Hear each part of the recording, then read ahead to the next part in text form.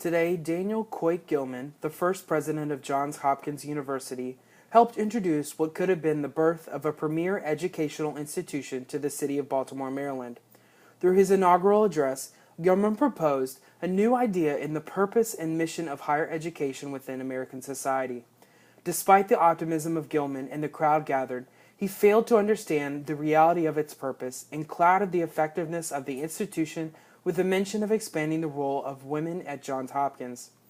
Through the power of the Board of Trustees of Johns Hopkins University, Daniel Coit Gilman pushed further the purpose of the institution in creating an environment that challenges the men enrolled to expand their studies further than previously achieved.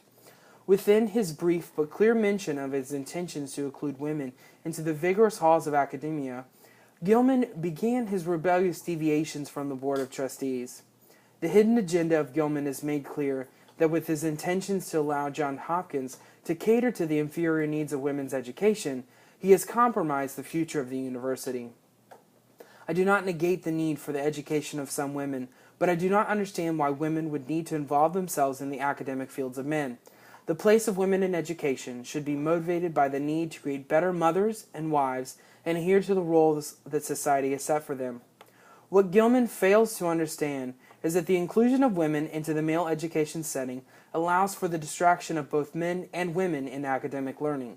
This liberal idea of allowing women to compete with men at an equal arena allows for the corruption of education and the decay of the moral fiber of society. As a God-fearing people, we should revert back to Scripture, such as Ephesians 5:22, which says, "Wives, submit to your husbands as you do to the Lord." This piece of Scripture, which leads both men and women within our society, leaves no room for deviation from this guidepost. The focus of Gilman should be on the advancement of men in education to allow for more great thinkers, doers, and moral leaders within the American society.